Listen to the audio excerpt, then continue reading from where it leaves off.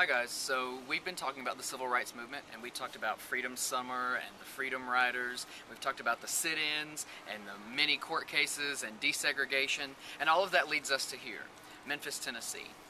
Alright, I want you to come on a journey with me today. It is April of 1968.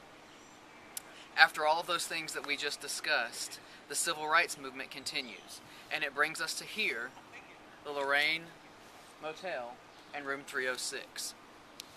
It's a little after 5 o'clock, and Dr. King is getting ready for dinner when he comes out onto the balcony with several of his colleagues, and he looks down into the parking lot there, and he greets a few people that have gathered there to speak to them.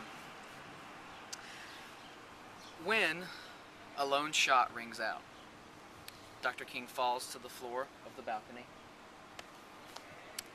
and in all the chaos, his two colleagues lean over and realize what has happened. Dr. King is rushed to the hospital, but as we know, does not survive that gunshot wound. Dr. King goes on to live in our minds and our hearts as this fighter of the Civil Rights Movement. And it's fitting that we're here in Memphis, Tennessee today when we're talking about this, because the streets, the very street that runs behind me, in fact, was littered with the blood of white and black protesters begging for their freedom, begging for equality. Now, some would say that bullet ended Dr. King and the things that he was doing, but you and I both know that that's not true. That bullet only killed the dreamer that day, that the dream survived. The Civil Rights Movement lived on. April 4th, 1968 is one of those days that lives in infamy in American history. Dr. Martin Luther King Jr. was killed, but his dream was not.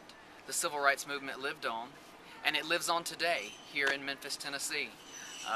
I was just in the museum shop where whites and blacks were shopping together. We will go and eat dinner in a little while at a restaurant where blacks and whites will be able to sit down together. And it's all because of the sacrifices that Dr. King made, and even the ultimate sacrifice that he made, right there on the balcony in room 306.